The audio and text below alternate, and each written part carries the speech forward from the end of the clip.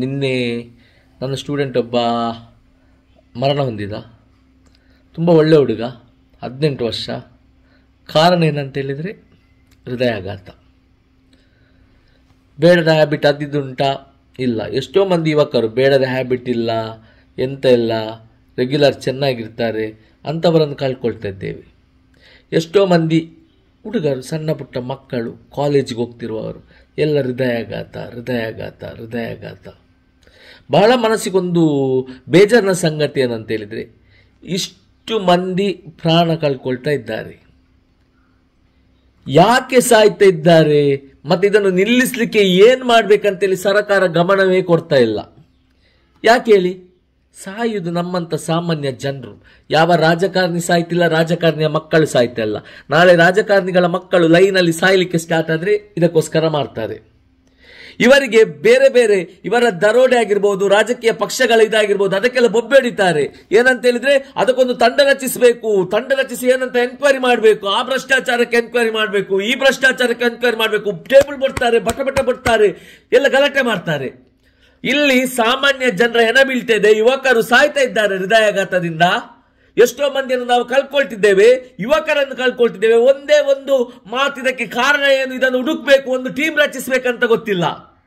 ಎಷ್ಟೋ ಮಂದಿ ಪ್ರಜ್ಞಾವಂತ ತಿಳಿದಂತ ಡಾಕ್ಟರ್ ಇದ್ದಾರೆ, ಅವರದೊಂದು ಟೀಮ್ ಮಾಡಿ ಇದಕ್ಕೆ ಕಾರಣ ಏನು, ಹೇಗೆ ನಿಲ್ಲಿಸಬೇಕು ಎಂಬುದರ ಕಡೆಗೆ ಗಮನ ಕೊಟ್ಟರೆ ಖಂಡಿತ ಇದನ್ನು ನಿಲ್ಲಿಸಬಹುದು. ಅದು ಜನರಿಗೆ ಅವೇರ್ನೆಸ್ ಮಾಡಬಹುದು.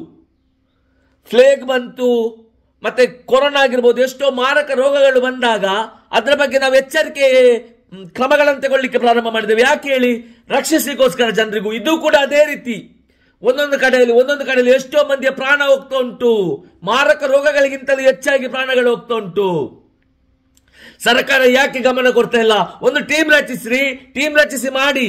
ಎಷ್ಟೋ ಮಂದಿಗೆ ಸಂಶಯ ಇದೆ, ಏನಾಗಿರ್ಬೋದು, ತಿನ್ನುವ ಫುಡ್ಡ ಅಥವಾ ವ್ಯಾಕ್ಸಿನ್ ಅದು ಇದು ಅಂತ ತಲೆಯಲ್ಲಿ ಹಲವಾರು ಅಂಶಗಳು ಕೊರಿತಾ ಇದೆ. ಯಾವುದಂತ ಪರಿಶೀಲಿಸಿ ಅದಕ್ಕೆ ಇದು ಮಾಡಿ. ಆಗುದಾಗಿದೆ. ಈಗ ನಾವು ತಿನ್ನುವುದ ತಗೊಳ್ಳುವುದ ಎಲ್ಲ ಆಗಿದೆ.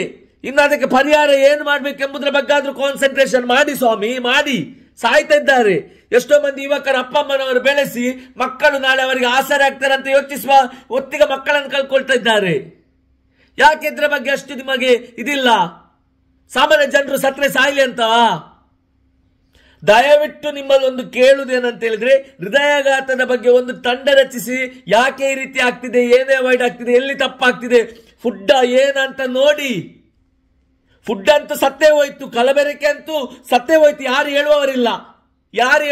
ಕಲಬೆರಕೆ ಮಾಡುವವನಿಗೆ ಯಾರು ಕೇಳುವವರಿಲ್ಲ, ಗತಿ ಇಲ್ಲ, ಹೋಯ್ತು. ಯುವಕರು ಹೋಗ್ತಾ ಇದ್ದಾರೆ, ಯುವಕರೆಲ್ಲ ಹಾರ್ಟ್ ಅಟ್ಯಾಕಿಗೆ ಸಾಯ್ತಿದ್ದಾರೆ. ಒಂದು ಕಡೆಯಿಂದ ಡ್ರಗ್ ಗಾಂಜಾ ಅಂತ ಹೇಳಿ ಅಡಿಕ್ಟ್ ಆಗಿ ಸಾಯ್ತಾ ಇದ್ದಾರೆ. ಭಾರತ ಯುವಶಕ್ತಿಗಳ ದೇಶ, ಯುವಶಕ್ತಿಗಳನ್ನು ಸುತ್ತಾ ಇದ್ದೀರಾ.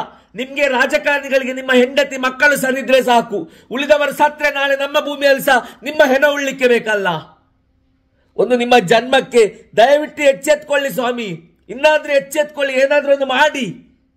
ಕರ್ಮ